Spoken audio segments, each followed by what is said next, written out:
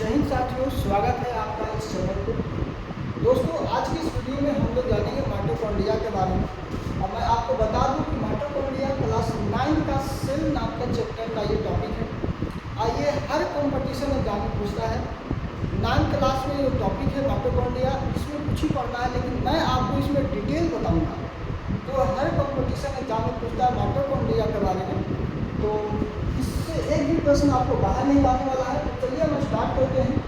आपका time waste नहीं, इसलिए हम सारा कुछ लिख के रखे हैं ताकि आपको क्लियर समझ में आ जाए। इसके बाद हम डायग्राम से देखेंगे कि डायग्राम में क्या कहता है, माइटोकॉन्ड्रिया का डायग्राम को कैसे समझा जाएगा। ठीक है, तो स्टार्ट करते हैं। टॉपिक का नाम है माइटोकॉन्ड्रिया। क्या नाम है? माइटोकॉन्ड्रिया।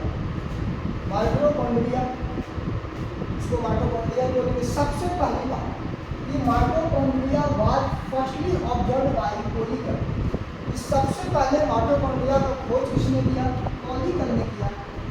और इन मसल इंसेक्ट कहने का मतलब इंसेक्ट का जो मसल्स है उसमें माइटोकॉन्ड्रिया के बारे में पता लगाया कोलिकल ने।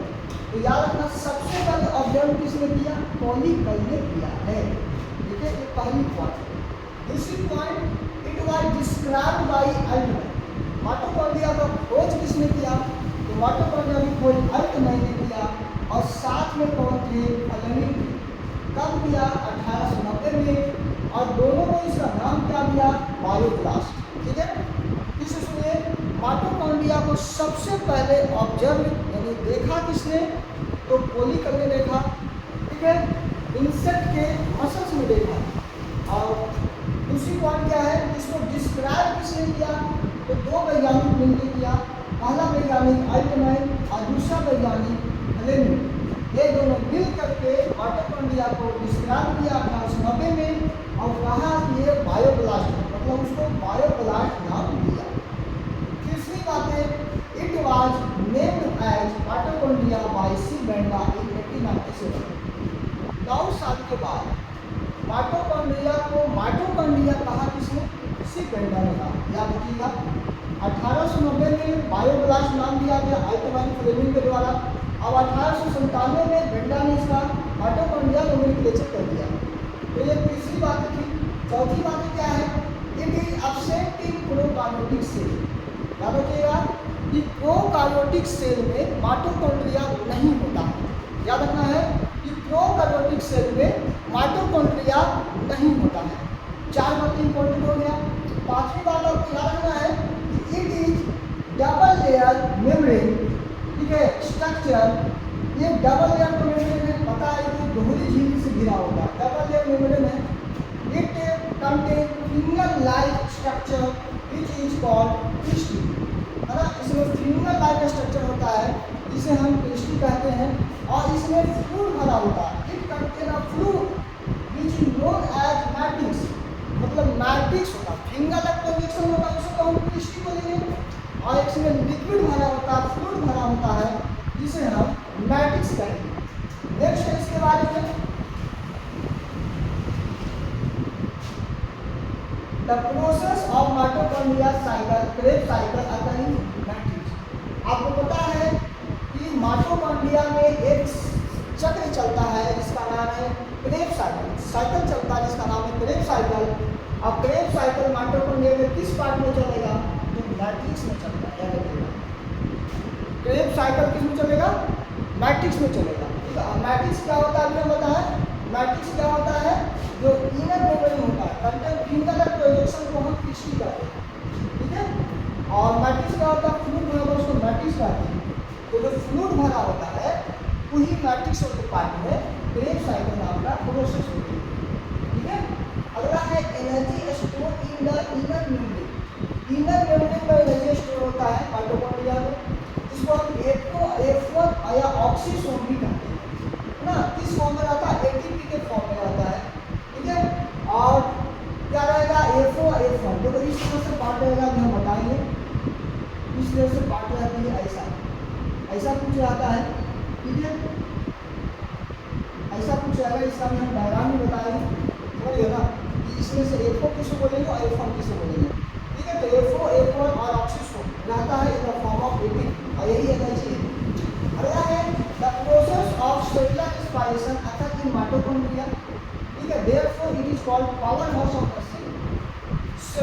एस्पायरेशन होता है कोशिकीय श्वसन। सेलुलर एस्पायरेशन माइटोकॉन्ड्रिया, सेल के माइटोकॉन्ड्रिया में होती है। इसीलिए माइटोकॉन्ड्रिया में बहुत ज़्यादा नजीकता जमा हो जाने के कारण हम इसे बोलते हैं power house of the cell, कोशिका का बिजली घर, कोशिका का ऊर्जा घर। ठीक है, अगला पॉइंट है 78 type of ribosome are present in mitochondria. अगर पूछे तो बताइए माइटोकॉन्ड्रिया में किस टाइप का राइबोसोम पाया जाता है, तो इसका आंसर होगा 78 type of ribosome. 78 type of ribosome mitochondria में पाया जाता है। इसके बाद mitochondria has its own DNA. Mitochondria के पास अपना डीएनए होता है। तो अपना डीएनए जो है वो 3 लोगों के पास होता है सेल में। पहला ANC, M for mitochondria, N for nucleus और सी फॉर क्लोरोप्लास्ट। इसको याद रखना है, मल्टीनेशनल कंपनी। ठीक है, multinational company, M for mitochondria, N for nucleus और सी फॉर क्लोरोप्लास्ट। ये 3 सेल ऑर्गन्स में, 3 कोशिकाओं में क्या रहता है, अपना डीएनए रहता है।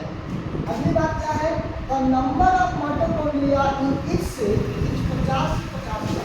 मतलब माइटोकॉन्ड्रिया का काउंटिंग पूछा जाए कि कितना होता है, तो याद रखना 50 से 50,000 तक होता है। 50 भी होता है, 50,000 तक मैक्सिमम होती है। ठीक है, तो याद रखिएगा ये बात। अब देखते हैं chemical composition of mitochondria. Mitochondria का केमिकल कंपोजिशन क्या है, तो सबसे पहले प्रोटीन 65 से 70% होती है।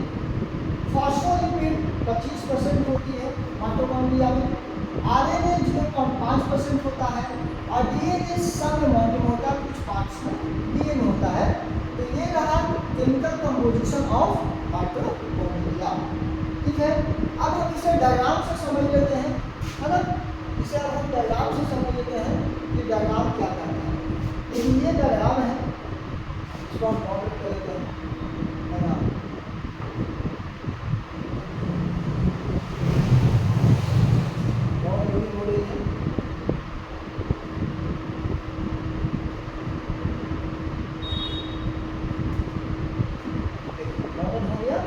इसे हम बता देते हैं बढ़िया से, ये है माइटोकॉन्ड्रिया। ठीक है, माइटोकॉन्ड्रिया का पूरा ये डायग्राम हो गया, आप देख लो। ठीक है, आप इसमें देख सकते हैं,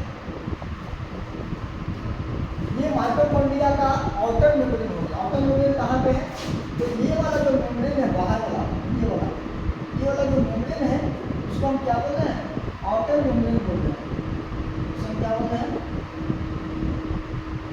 ये वाला को हम बोलते हैं आउटर मेम्ब्रेन। इसको हम क्या बोलते हैं, आउटर मेम्ब्रेन। ठीक है, यही है आउटर मेम्ब्रेन, यानी बाहरी। ये हो गया आउटर मेम्ब्रेन। ठीक है, इसके बाद ये वाला जो है, ये वाला जो मेम्ब्रेन है उसको हम बोलेंगे इनर मेम्ब्रेन।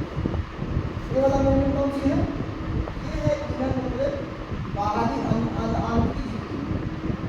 ये हो गया बाहर वाला मेम्ब्रेन,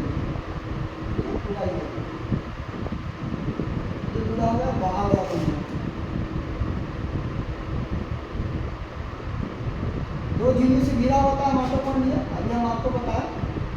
तो इनर मेम्ब्रेन हो गया, आउटर मेम्ब्रेन हो गया। ठीक है, ये हो गया इनर मेम्ब्रेन। इनर मेम्ब्रेन के अलावा आप देखिए, इसमें जो इनर मेम्ब्रेन है ना, जो फिंगर लाइन आप देख रहे हैं, इनर मेम्ब्रेन फिंगर है, तो यहाँ से आया, फिर यहाँ पे ऐसे उठ गया, फिर यहाँ पे ऐसे उठ गया। तो इनर मेम्ब्रेन फिंगर लाइन होता है। उस फिंगर लाइन होने के कारण उसे हम बोलते हैं क्रिस्टी। तो फिंगर लाइन प्रोजेक्शन को हम क्या बोलते हैं, क्रिस्टी कहते हैं। ठीक है, और इसमें ना, इसमें अपना क्या होता है, डीएनए होता है। आप देखिए यहाँ पर देखिए अपना डीएनए है ना, ये देखिए ये डीएनए है, ये डीएनए अपना डीएनए इसमें होता है। ठीक है, इसके बाद में आप देख लो राइबोसोम भी है। राइबोसोम भी एक ग्रीन ग्रीन वाला पार्ट है, ये क्या है, राइबोसोम। ये राइबोसोम हो गया, राइबोसोम भी होती है। और क्या होती है, तो आप देखो, आपको हम बताए थे एक पार्टी की। ठीक है, नहीं बताया, तो आप देखो ये जो पार्ट है, ऐसा डायग्राम में बनाई थी, ये जो है ऐसा, तो इस जो निकला होता है ना, निकला जैसा पोर्शन और जो इस तरह से पार्ट होता है मतलब नीचे वाला गोल टाइप का उसको बोलते हैं F1 पोर्शन। ठीक है, तो F1 एटीपी फेज है, इसी रूप में एनर्जी स्टोर होती है माइटोकॉन्ड्रिया में। तो आपने देखा माइटोकॉन्ड्रिया के बारे में, हम माइटोकॉन्ड्रिया के बारे में सब कुछ बता दिए। ठीक है, अगर आप इतना जान लेते हैं तो कोई भी एग्जाम है ना में माइटोकॉन्ड्रिया से क्वेश्चन नहीं छूटेगा। तो उम्मीद है कि आपको समझ में आया होगा। यदि समझ में आया तो लाइक शेयर और सब्सक्राइब करें। थैंक यू, नेक्स्ट क्लास में मिलते हैं। Thank you so much. जय हिंद।